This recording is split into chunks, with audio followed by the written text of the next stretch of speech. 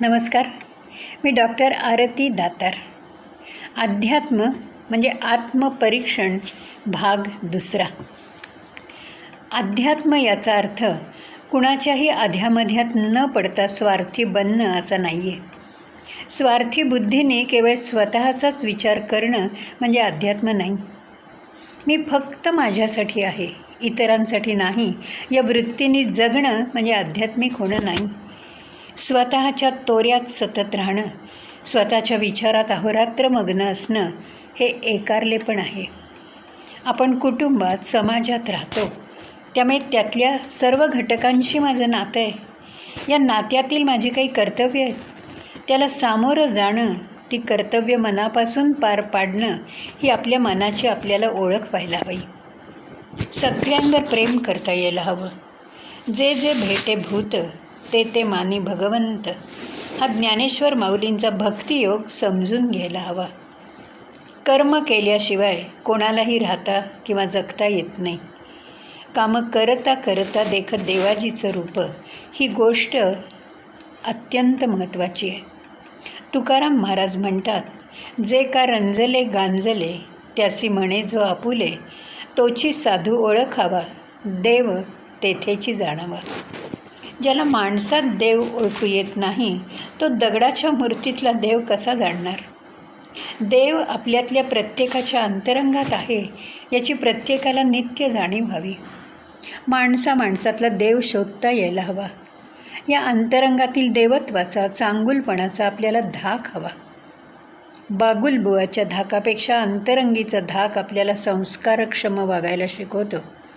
माझी प्रत्येक कृतियुक्ती, विचार इतरांनी चांगलं म्हणावं म्हणून कधीही नसावी. आत्मिक आनंद, आत्मिक शांती, आत्मिक समाधान हे कुणाला दाखवता नाही आलं तरी त्याचं तेज नक्की असतं. मला एक गोष्ट आठवते. ही गोष्ट केवळ गोष्ट म्हणून रंजनासाठी न घेता त्यातून बोध घेता येतो हे महत्त्वाचं आहे. एकदा एका राजाने आपल्या 2 राजपुत्रांची परीक्षा बघण्यासाठी त्यांच्या हाती एक एक फळ दिलं आणि सांगितलं की हे फळ अशा ठिकाणी जाऊन खा की ते खाताना तुम्हाला कोणीही बघणार नाही. जो फळ खाऊन आधी परत येईल त्याचा क्रम पहिला लागेल. दोन्ही राजपुत्र फळ हाती घेऊन बाहेर पडले. मोठा राजपुत्र जवळच असलेल्या एका झाडाखाली उभा राहिला. कोणाची चाहूल लागत नाही असं पाहून त्यांनी फळ पटकन खाऊन टाकलं आणि तो राजवाड्यात परत आला सुद्धा. दुसरा राजपुत्र कधी परत येतो याची राजा वाट बघत बसला. तो दिवस संपला, दुसरा दिवस संपला, राजपुत्र परत आला नाही. दुसऱ्या दिवशी अंधार पडल्यावर तो घरी आला तेव्हा त्याच्या हाती फळ तसंच होतं. राजांनी त्याला विचारल्यावर तो म्हणाला की मला अशी एकही जागा शोधून सापडली नाही की माझ्या कृतीवर माझ्या अंतरंगी असलेल्या देवाचं लक्ष नाही. त्यामुळे मी फळ न खाता तसाच परत आलो. राजाने अर्थातच नंतर परत आलेल्या, अंतरंगाची ओळख पटलेल्या, देवत्वाची साक्ष पटलेल्या आपल्या मुलाला पहिला क्रमांक दिला. बहिरंगापेक्षा अंतरंगाला अध्यात्मात जास्त महत्त्व आहे. बाहेरून कीर्तन आणि आतून तमाशा असं दुटप्पी वर्तन योग्य नाही. अंतरंग सजावटीला अध्यात्मात अधिक किंमत आहे. आपण खूप सुखात आहोत असं जगाला सांगणारा, सतत हसणारा माणूस बरेचदा आतून दुःखी कष्टी असतो. वरलिया रंग खरा असतोच असं नाही. म्हणून तर संत चोखामेळा म्हणतात, उस डोंगापरी रस नोहे डोंगा, काय भुललासे वरलिया रंगा. अंतर्बाह्य आनंद, शांतता, समाधान प्रत्येकाला हवं असतं, पण ते मिळत नाही कारण आपलं मन स्थिर आणि स्वस्थ नाही. जगात प्रत्येक माणसाला सुख हवंच असतं, पण त्याच्या वाट्याला मात्र येतं ते दुःख. हा नित्याचा अनुभव आहे. अशा वेळी स्वतःकडे आणि जगाकडे कसं बघावं आणि आनंदी राहावं हे सांगणारं शास्त्र म्हणजे अध्यात्मशास्त्र. जगाकडे आणि स्वतःच्या जीवनाकडे प्रेमाने पाहिलं तर जीवन प्रेममय, आनंदी आणि समाधानी होऊन जातं. प्रेम कधी बाह्य वस्तूवर अवलंबून नसतं, तर ते आपल्या डोळ्यात, आपल्या अंतरंगात असतं. अंतरंगीच्या सौंदर्यामुळे निराशेला जागाच राहत नाही. त्यासाठी प्रपंच परमार्थाची सांगड घालता यायला पाहिजे. भ्रामक विचारांचा मनावर पडदा असतो आणि तो असल्यामुळे आपण आपल्या अंतर्मनाची शक्ती कधी ओळखत नाही. जी चांगली इच्छा आपण करू ती पुरवणारा कल्पवृक्ष म्हणजे खरं तर आपलं मन आहे.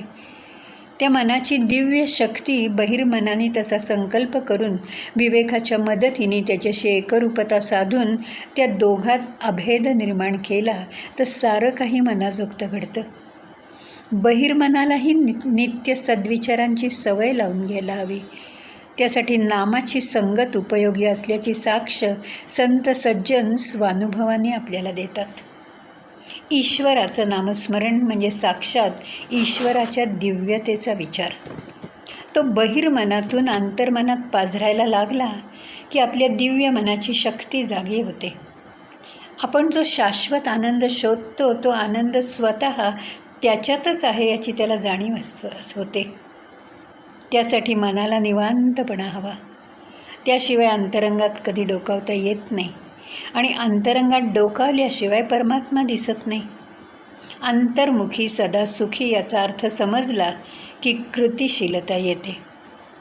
आपलं अंतर्मन ही आपल्या ठिकाणी नांदणारी एक महाप्रचंड शक्ती आहे. याचा आपल्याला कधी पत्ताच नसतो.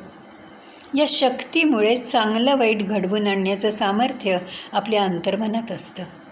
अंतर्मन जीवनात कार्यरत असतं. ते अंतर्मन ईश्वरी शक्तीशी, शुद्ध चैतन्याशी जोडलेलं असतं. आपलं अंतर्मन हा खरं तर एक कल्पवृक्ष आहे. त्याच्याकडे मनःपूर्वक श्रद्धेने आपण जे जे हितकारक मागू ते आपल्याला मिळतं. मनाचे संकल्प पावतील सिद्धी, जरी राहे बुद्धी त्याचे ठाई.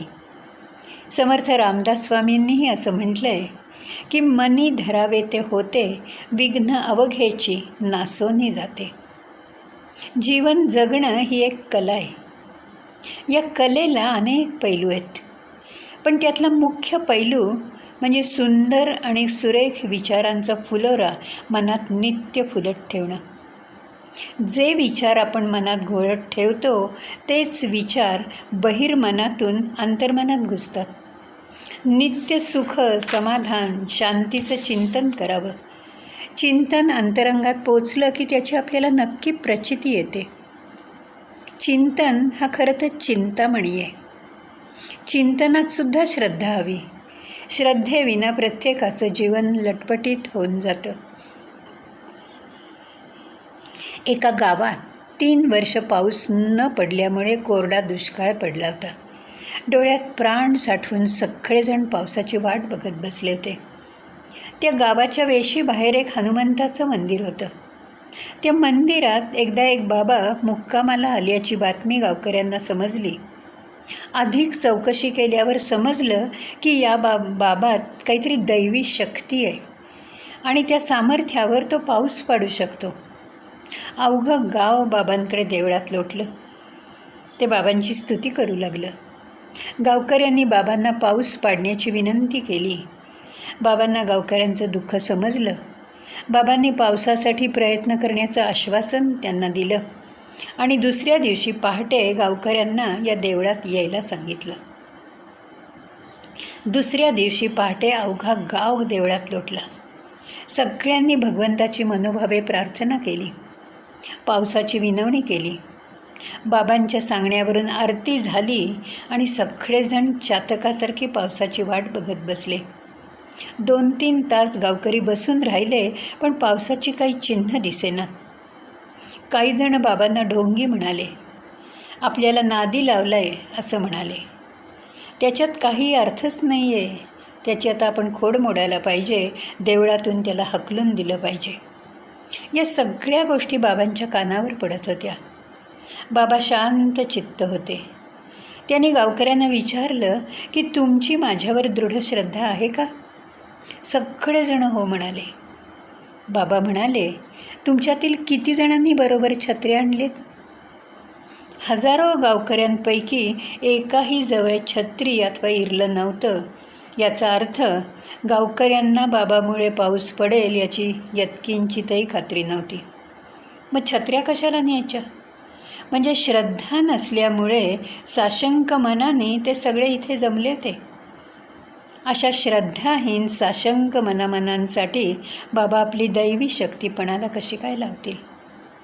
छत्री न आणणं म्हणजे पाऊस पडणार नाही असं सांगणारं गावकऱ्यांचं मन या साशंक मनाला चांगल्याचा प्रत्यय येणं जरा अवघडच आहे. जसा भाव तसा देव हे सत्य आहे. आपल्या कृतियुक्तीत आपल्या अंतरंगीच्या भावभावनांचं स्पष्ट प्रतिबिंब पडतं. अंतरंगीचं सौंदर्य हीच आपली खरी ओळख असते. तेच आपलं अध्यात्म आहे. आध्यात्मिक होणं म्हणजे अंतरंगीच्या गूढ शक्तीची, गुणांची, देवत्वाची ओळख होणं. भगवंतांनी जन्मतःच दिलेला हा गुणांचा, शाश्वत मूल्यांचा खजिना दैनंदिन जीवनात प्रत्येकाने चांगल्या मनाने वापरला पाहिजे. तो खजिना चोरून लपवून ठेवण्यासाठी नाही आहे.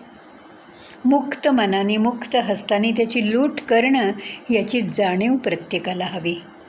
या जाणीवेनुसार प्रत्यक्ष कृती करणं ही अध्यात्माची खरी शिकवण आहे. आपल्या प्रत्येक कृतीत भगवंत आहे. त्याच्या साक्षीने माझं प्रत्येक कार्य करणं म्हणजे खरी देवपूजा आहे. कर्मपूजा हीच देवपूजा आहे. अशा देवपूजेमुळे मनाची एकाग्रता वाढते, विचार व्यापक होतात, प्रत्येकाला आपल्या जगण्याचा अर्थ समजतो, सूर सापडतो आणि जगणं सत्कारणी लावता येतं. आपलं जीवन आपण आनंदी आणि कृतार्थ करणं म्हणजे खरं अध्यात्म आहे. अध्यात्म म्हणजे काही बाहेरून येणारी गोष्ट किंवा विचार नाही.